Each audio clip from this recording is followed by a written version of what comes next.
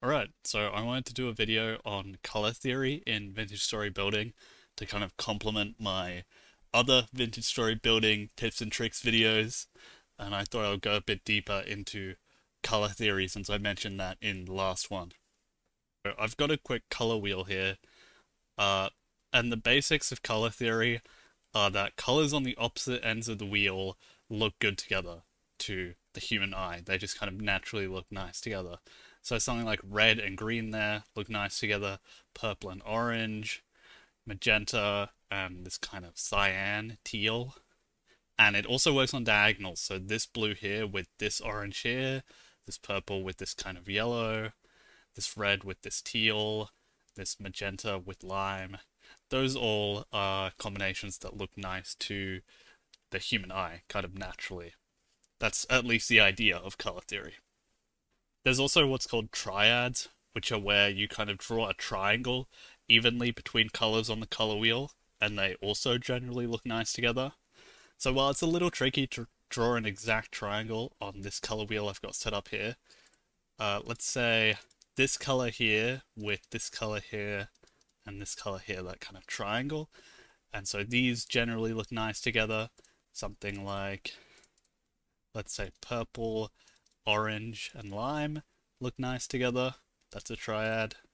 By the way, I'm kind of only talking about the basics of color theory in this video. It goes a lot deeper, and there's a lot of kind of theoretical studies as well into the emotions that colors can convey. But I won't be covering those aspects of color theory in this video. This is just about the basics and what blocks are in the game that kind of match up different areas on the color wheel and go together nicely. So here's an array of many of the different kind of common building blocks in the game and what colors they have available. So you can see I've got stone, wood, door, brick, just more wood down here. And I've also got some color wheels, but this one's made out of chairs because the chairs represent the colors of dye available in the game. These color wheels are just demonstrating what I just touched on earlier about colors on opposite sides and then triads, where you draw a triangle between three different colors. These are just some more terms associated with color theory. So you've got warm and cool, which define how, as the name suggests, warm or cool a color is. So warm is generally yellows, browns, oranges, and cool is your blues, greys, maybe even some purples. And they convey different moods, different emotions, I suppose. You know, warm is very inviting subconsciously. If you're trying to make a very inviting, cozy build, you might want to consider warmer colors. But if you're trying to make a build that feels imposing or distant, or just cold in a physical sense, as in like icy and ice kind of build, you would want to maybe look into cooler colors. Saturation is also a thing where you have saturated and desaturated colors. I've got some very saturated colors here and very desaturated colors here, which is just how vibrant the hue of that color is. So polished bauxite is a very saturated orange, whereas raw bauxite, just the rock itself, is a more desaturated orange. Same for something like pine planks and kapok planks.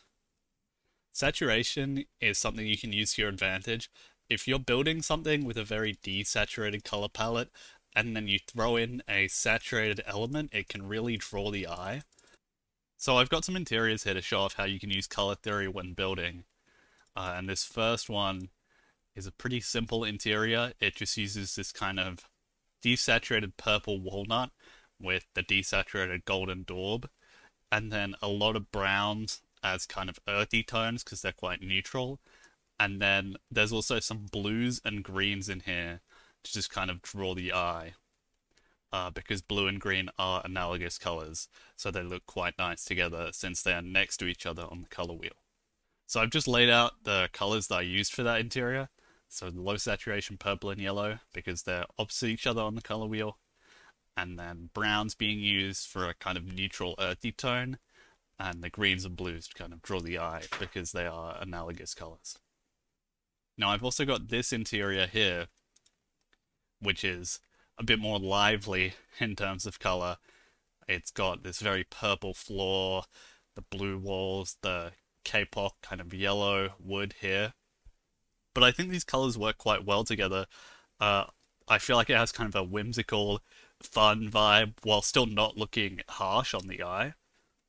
And that is because I've used a triad of colors for the main materials of the room, purple, blue, and yellow. So there they are as a triad, as they would be on the color wheel. And then there's some other shades of red used, because purple and red are analogous colors, to kind of just create some visual interest, again, draw the eye. And that's why I feel like this interior works and doesn't feel harsh on the eye, and instead just feels kind of fun and colorful, is because I've used color theory when choosing the blocks that I want to use in it. So analogous colors are colors that are next to each other on the color wheel. So here I've got purple through green and red through yellow, and they also look quite nice with each other because they are similar colors. I mean, purple and green aren't very similar, but if you use purple, blue, and green, then those are all quite similar, cool shades. Same for red and yellow, red through yellow being warm shades that look good together. I've also just got this color wheel here made out of different blocks. Although I struggled for a very deep purple color, Vintage doesn't really have many purples in that shade, aside from the chair, the fabric on the purple chair, but that isn't really a block. Uh, I don't think it's that accurate of a color wheel because the saturations are all different here. So this purple, very desaturated purple walnut is opposite to a very saturated yellow sandstone, and I don't think they look as nice together as something like walnut and golden daub would, just due to those saturations. But this was just to kind of show off different colors of blocks, what kind of ranges of colors the game has. By the way, even though this video is talking about tips and tricks regarding color theory, you can totally throw it out the window and still have a build that looks cool. You don't have to obey color theory all the time. At the end of the day, it's a sandbox game, and so you can really build whatever you want. And as long as you're happy with it, I mean, that's the most important thing, right? I don't know, inspirational quotes with iFoz. Right, I think that's going to do it for this video. Color theory goes a lot deeper than this, and there's studies into what emotions colors can convey, and all sorts of things like that.